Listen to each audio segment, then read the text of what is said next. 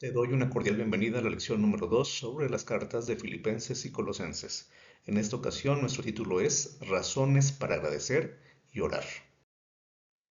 Quisiera proponerte que hay dos palabras claves en el inicio de Filipenses y de Colosenses, dos palabras que nos permiten hacer la siguiente pregunta. Si tuvieras que escoger solamente una de estas características o una de estas cosas, ¿cuál elegirías y por qué? ¿Elegirías el gozo o elegirías el amor? ¿Qué es más importante? ¿Tener gozo? ¿Tener amor? ¿Estar gozosos o estar recibiendo o estar otorgando amor? Para Pablo estas dos palabras son claves al inicio de las dos cartas, como ya lo he mencionado, tanto de Filipenses como de Colosenses. Puedes ver cómo en Filipenses, en los versículos 4 y 18 del primer capítulo, y en Colosenses 1:24 se hablará del gozo. Y ahí ves las citas también de Filipenses y de Colosenses respecto al amor. No es casualidad que Pablo use esas dos palabras al inicio de estas dos epístolas. Tiene un sentido, tiene una lógica y por supuesto un propósito. Mira lo que dice Filipenses 1:4. Siempre en todas mis oraciones ruego con gozo por todos vosotros. ¿Ves allí la palabra? La palabra gozo. Bueno, nos detendremos sobre todo en este versículo de Filipenses y de hecho solamente nos detendremos en Filipenses para que tú hagas un ejercicio semejante al que haremos aquí, pero con Colosenses, en la primera parte del capítulo 1 de Colosenses. Vamos a empezar entonces con lo que te propongo aquí, hablando de esta oración que Pablo hace con gozo. En las cartas personales, te comento, era muy común en los tiempos de Pablo mencionar que el que estaba haciendo la carta, el que escribía la carta, oraba e intercedía por la persona a la que le estaba escribiendo. Obviamente en el mundo pagano, la gente oraba pidiendo esa intercesión o pidiendo beneficios a favor del receptor de la carta, pidiéndole esto a sus dioses. Era una sociedad politeísta. Pablo transforma esto y dice, bueno, yo le pido a Dios, yo oro por ustedes, obviamente no a los dioses, sino a Dios. Oro intercediendo por ustedes. De esta forma Pablo nos revela que está siguiendo un patrón, una forma de escribir común para sus días, pero por supuesto también está incluyendo ya lo que viene siendo el aspecto del cristianismo. Yo no oro en favor de ustedes a los dioses, yo oro en favor de ustedes al Dios, al único Dios, al verdadero Dios. Y es entonces en los versículos del 3 al 8 del primer capítulo que Pablo les va a decir a los filipenses cómo y por qué da gracias a Dios. Cómo y por qué da gracias a Dios. Allí es donde entrará el asunto de que lo hace con gozo e incluirá el tema también del amor un poco más adelante.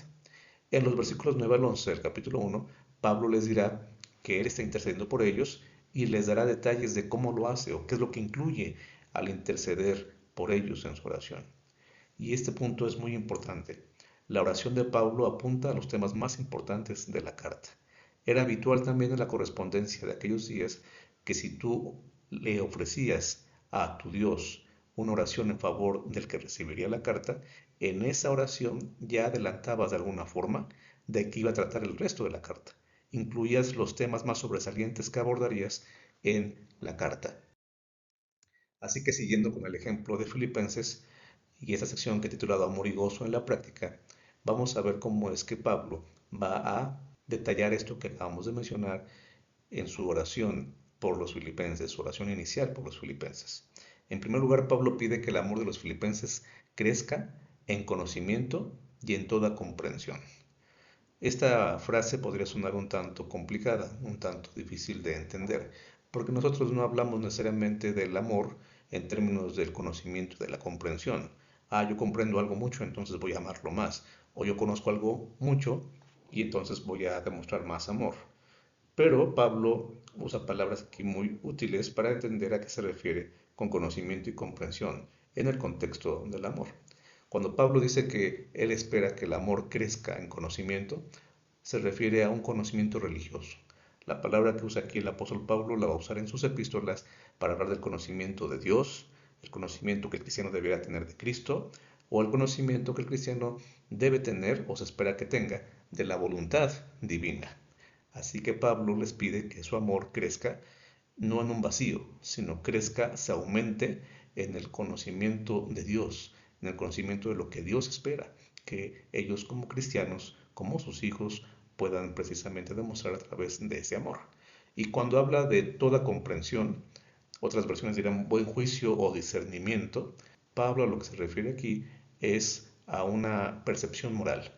Esta palabra no se usa más en el Nuevo Testamento, pero en textos griegos contemporáneos en los escritos del Nuevo Testamento se puede entender que es una palabra que se usaba para hablar de percepción moral, esto es, la habilidad de saber cuál es la acción correcta en una situación dada, qué es lo que se debe hacer en una situación específica.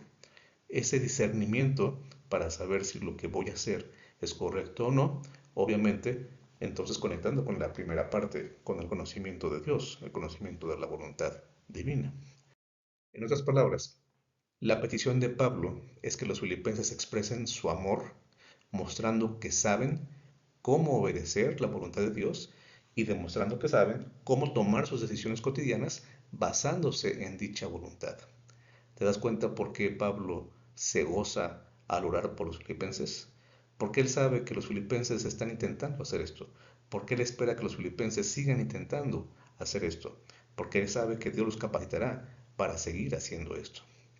El objetivo de Pablo al decirles que está gozoso y que espera que el amor que él siente por los filipenses y que él sabe que ellos también están experimentando, sea un amor que en la práctica muestre su conocimiento de Dios y que es congruente con ese conocimiento.